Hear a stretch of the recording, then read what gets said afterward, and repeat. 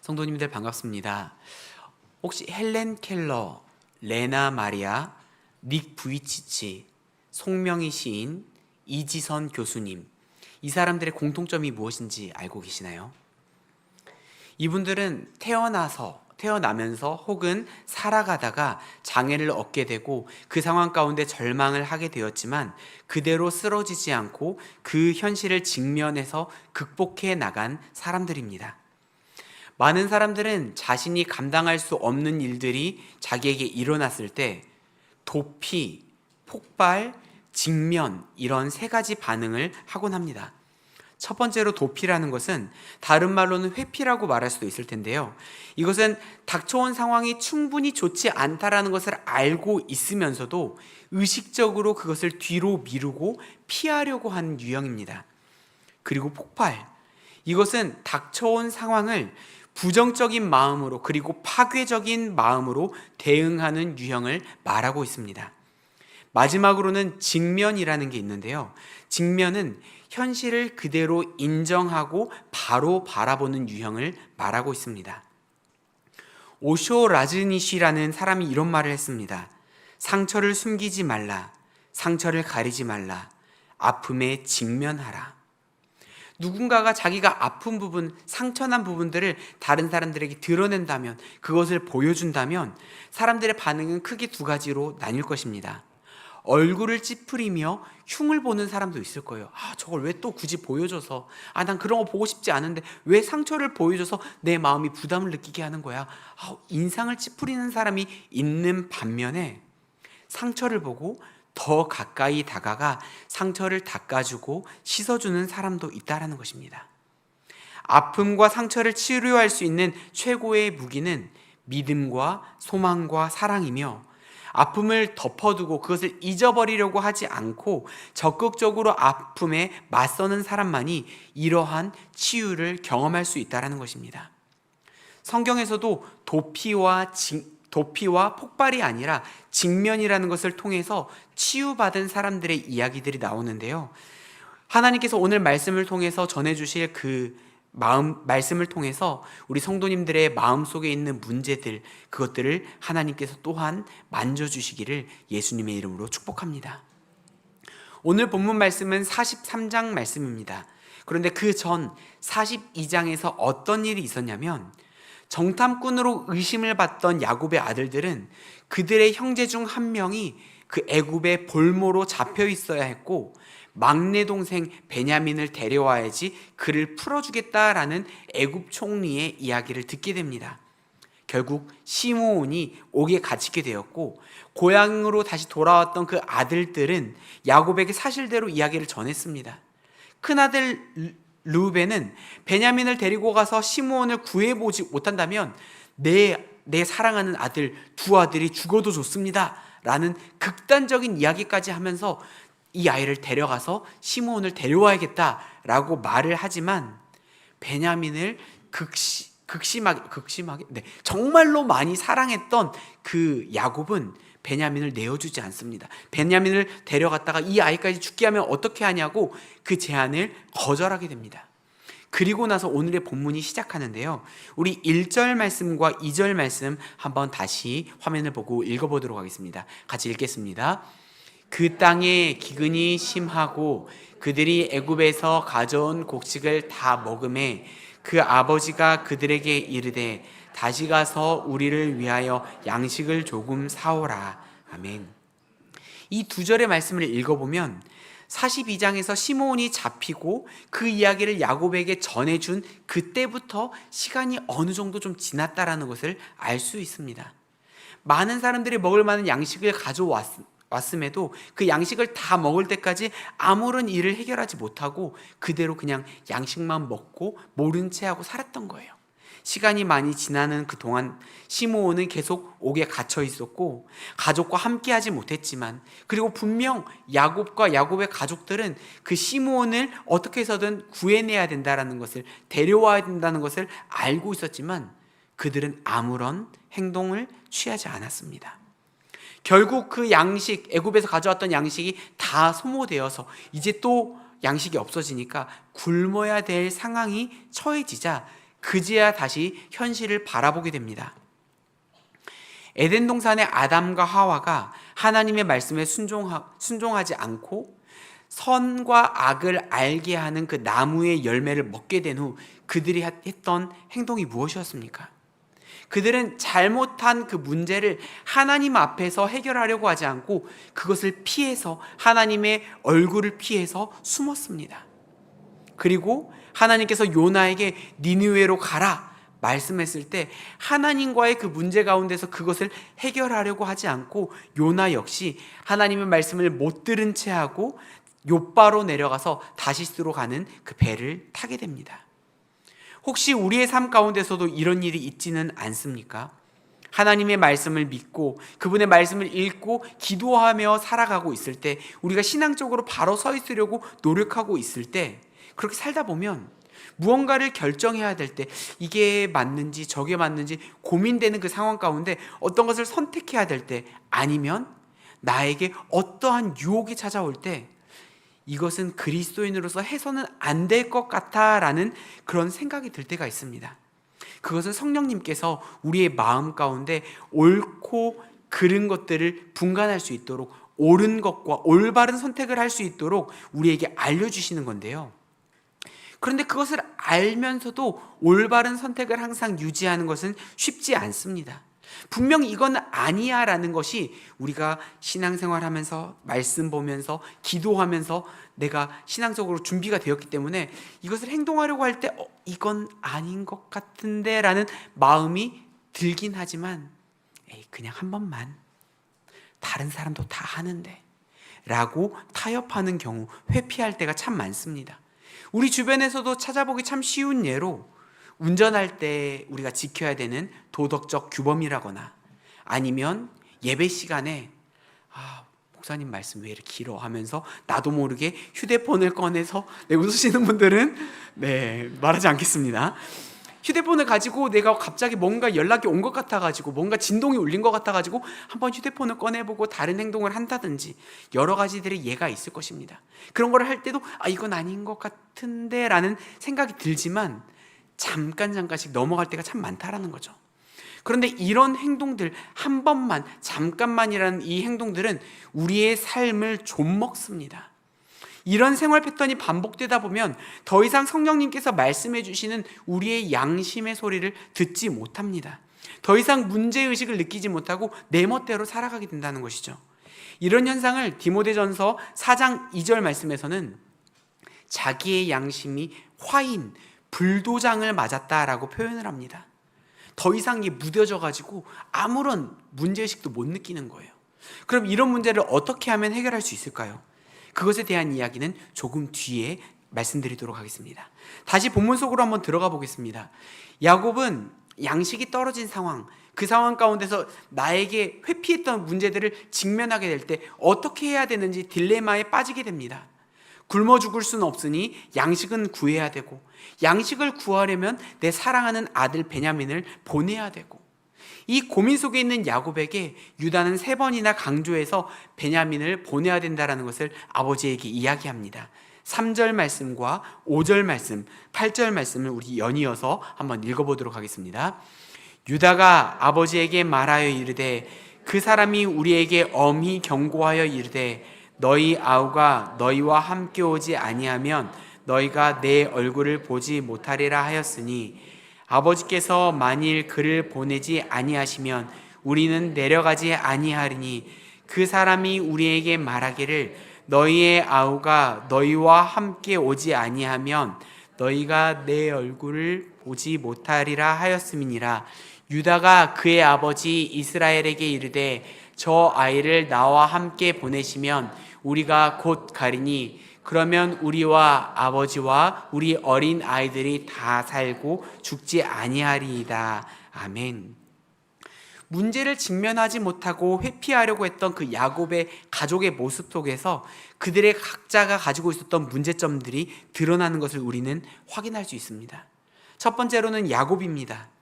유다의 반복하는 그 말을 통해서 야곱은 양식을 얻기 위해서는 어쩔 수 없이 포기해야 되는, 베냐민을 보낼 수밖에 없다라는 것을 깨닫게 됩니다. 다른 대안이 없었습니다. 그래서 너무 괴로웠습니다. 그때 야곱은 어떻게 행동했나요? 이 괴로움을 야곱은 아들들에게로 돌립니다. 본문 6절 말씀 한번 같이 읽어보도록 하겠습니다. 6절 말씀 함께 읽겠습니다. 이스라엘이 이르되 너희가 어찌하여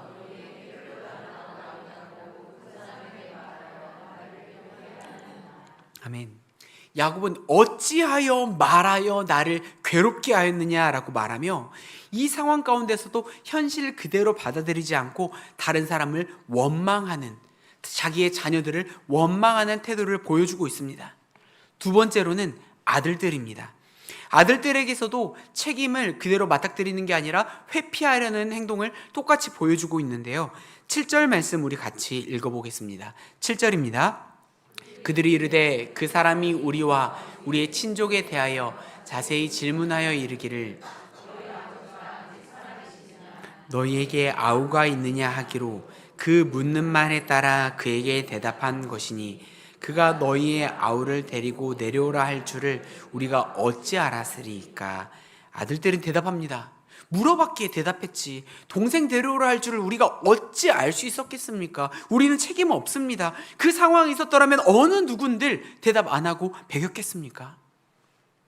인류사 최초에 있었던 책임 회피. 하나님께서 나에게 주신 저 여자가 열매를 줘서 내가 먹었습니다. 아니, 저 여자가 누구냐면 하나님 아시죠? 하나님이 나에게 주신 여자잖아요. 하나님이 저 여자를 나에게 안 주셨으면 제가 먹었겠어요? 하나님이 주신 저 여자가 나에게 줘서 먹었습니다. 여자 또한 그렇습니다. 뱀이 나를 꿰어서 먹었습니다. 이러한 책임 회피는 야곱의 가족에서도 계속해서 반복하고 있습니다. 이러한 답답한 상황 속에 유다는 다시 한 번 더 아버지에게 요청합니다. 제가 읽어보겠습니다. 유다가 그의 아버지 이스라엘에게 이르되 저 아이를 나와 함께 보내시면 우리가 곧 가리니 그러면 우리와 아버지와 우리 어린 아이들이 다 살고 죽지 아니하리이다. 유다는 아버지에게 우리와 아버지와 우리의 어린 자녀들 3대의 목숨이 아버지의 결정에 달렸다라고 강력하게 주장하며 우리가 지체하지 않았더라면 우리가 지금 이야기하는 시간에 진작 다녀왔겠습니다 라고 말하고 있는 거예요. 마지막으로 계속 압박을 합니다. 아버지 제발 결정을 내려주세요. 2번은 갔다 왔겠습니다. 제발요. 아버지가 결정해 주시면 우리의 3대가 모두 무사할 수 있단 말입니다 라고 말합니다. 이러한 유다의 간구에 야곱은 결정을 내리고 상황을 드디어 똑바로 직면하기로 결심합니다. 더 이상 나의 손으로 움켜쥐려고만 했던 것들을 내려놓고 내 품 안으로 감싸 안으려고 했던 그 베냐민을 내려놓고 내 힘으로 버텨보고 외면하려고 했던 것들을 내려놓고 드디어 현실을 올바로 바라보기로 결정하는 것이죠. 그래, 너희의 말이 그렇다면 이렇게 행동하자 라며 3가지를 말합니다. 첫 번째 지시는 이 땅의 아름다운 소산을 예물로 드리라는 것입니다. 창세기 32장에서 내가 내 앞에 보내는 예물로 형의 감정을 푼 후에 대면하면 형이 혹시 나를 받아주리라 라고 생각해서 야곱이 에서에게 예물을 드린 것처럼, 예물을 준비해서 보낸 것처럼 기근 중이었음에도 불구하고 그 가나안 땅의 아름다운 소산을 준비해서 예물을 가져가라, 조금이라도 마음이 풀리게끔 한번 해보자 라고 첫 번째 결정을 내렸고요. 두 번째 지시는 지난번에 자루에 도로 넣었던 그 돈을 다시 챙겨가고 이번에 구입할 양식의 돈까지 챙겨서 가져가라는 것입니다. 이게 어떤 의미에서 온 건지 모르니까 빌미가 되지 않도록 미안하다, 죄송하다, 우리가 잘못 가져온 것 같다, 우리가 살 것들을 다시 가져가서 이거 모두 다 드리겠다 라고 하라는 거였고요. 마지막 3번째 지시는 인정이었습니다. 내 아우를 데리고 떠나 다시 그 사람에게로 가라. 이것이 총리를 만나 양식을 얻을 수 있는 전제 조건이었습니다. 아브라함이 하나님의 명령을 따라 자기의 하나밖에 없는 정말 늦게 낳았던 소중한 아들 이삭을 번제로 바칠 때 굉장히 힘든 결정이었음에도 불구하고 하나님 말씀에 순종했던 것처럼 야곱도 내가 너무나 사랑하는 아들 요셉과 베냐민, 너무나 사랑하는 아들이지만 요셉은 없고 마지막 남은 내가 정말 애착하는, 사랑하는 그 아들을 내어놓는 게 너무나 힘든 결정이지만 결국 보내기로 합니다. 이것을 보면 아브라함의 믿음을 따라가는 결국 야곱의 믿음을 볼 수 있는데요. 아브라함은 하나님께서 선한 길로 인도할 것이라는 것을 알고 있었습니다. 자기가 아들을 그 번제로 드리려고 할 때 이 아이를 죽인다라고 생각하고 이 아이가 죽게 된다라고 생각한 것보다 그 자기와 함께 그곳으로 떠나갔던 그 모리아 땅에 있는 산으로 갈 때 함께 했던 사원들에게 우리가 함께 돌아오리라 라고 말했던 것처럼 하나님께서 이 아이를 죽게 한다 하더라도 살려주실 거라는 것을 믿었던 그 아브라함의 믿음처럼 야곱 또한 14절 말씀을 볼 때 전능하신 하나님께서 은혜를 베푸실 거라는 것을 믿고 아들을 보내게 됩니다. 혹시라도 내 계획대로 되지 않아 아들을 잃게 되더라도 받아들이겠다라는 고백인 것이죠. 다니엘과 세 친구가 왕의 신상에게 절하라, 아니면 너희를 죽이겠다, 불불에 던지겠다. 우리는 하나님께서 지키실 거니까 절할 수 없습니다. 만약에 우리가 하나님께서 우리를 도와주시지 않는다 하더라도, 그리 아니하실지라도 왕의 신상에게 절하지 않겠습니다. 그리 아니하실지라도 하나님께서 은혜를 베푸지 않아서 내가 아들을 잃게 되더라도 받아들이겠다는 믿음, 하나님께 맡기는 직면의 모습을 바라볼 수 있는데요. 우리 14절 말씀을 함께 읽어보도록 하겠습니다. 14절 말씀 읽겠습니다. 전능하신 하나님께서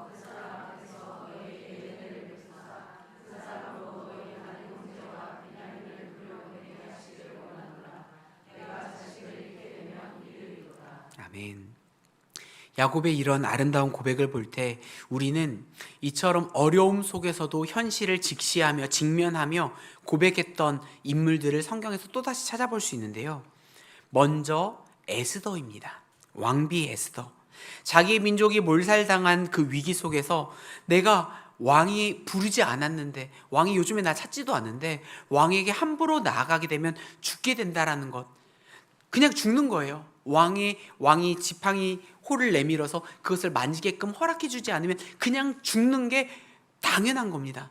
법을 어겨 죽게 될까봐 처음에 회피했던 것들을 내려놓고 상황과 환경에 허락되지 않은 다른 현실적인 문제까지 모두 다 내려놓고 에스더의 마지막 직면은 백성들에게 금식으로 기도해 줄 것을 요청한 후 자기도 금식한 다음에 죽으면 죽으리이다 하고 나아간 것이었습니다. 그 다음에 직면했던 대표적인 인물은 예수님입니다. 겟세마네 동산에서 하나님께 기도할 때 내 아버지여 이 잔을 내게서 지나가게 하옵소서 라고 자기가 원했던 피할 것들에 대해서 말했지만 결국은 하나님, 그렇지만 나의 원대로 마옵시고 아버지의 원대로 하옵소서라는 고백을 통해 하나님께 모든 것을 맡기고 직면하시는 예수님의 모습을 발견할 수 있었습니다. 그들이 하나님을 의지하며 현실을 직면했을 때 어떤 일이 일어났습니까? 예수님은 자기가 생각했던 것처럼 결국 죽었습니다. 죽은 것에서 끝나는 것이 아니라 다시 살아나셨습니다. 그러므로 인하여서 한 생명으로 모든 죄인들을 구원한 위대한 일을 이루셨습니다. 에스더 또한 현실적으로는 우리가 이성적으로 판단했을 때는 이루어질 수 없는 상황이었지만 하나님의 도움 속 왕의 은혜를 입어 민족을 구원했고 민족을 없애려고 했던 그 하만의 음모를 패하게 하고 오히려 이길 수 있는 역전의 길을 경험하게 되었습니다. 야곱 또한 죽은 줄 알았던 요셉을 다시 만나게 되었고 그의 가족들이 기근을 피해서 풍족한 땅 애굽으로 거주하게 되는 일들을 경험하게 되었습니다. 사랑하는 성도님들, 직면은 문제를 직접적으로 대면하는 것입니다. 그 문제 속에서 도우시는 하나님을 믿고 그 하나님을 바라보는 것입니다.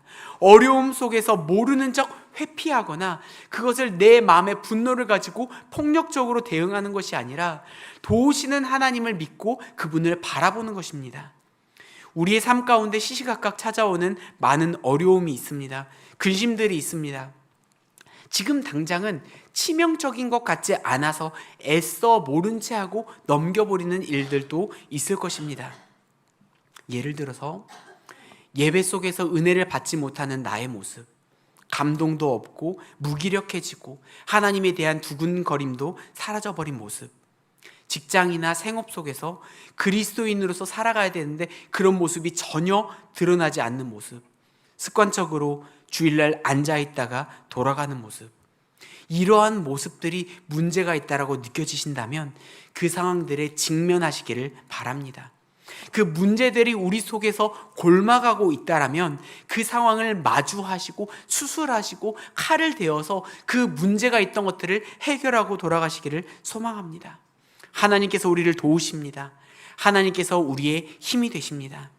하나님께서 베푸시는 은혜 안에 거한다면 불가능한 어떤 일도 없음을 믿으시기를 바랍니다. 한 번 더 말씀드리겠습니다. 하나님이 베푸시는 은혜 안에 거한다면 불가능한 어떤 일도 없다라는 것을 믿으시기를 소망합니다. 그렇다면 우리가 마지막으로 그런 은혜를 얻기 위해, 은혜를 받기 위해서는 어떻게 해야 될까요?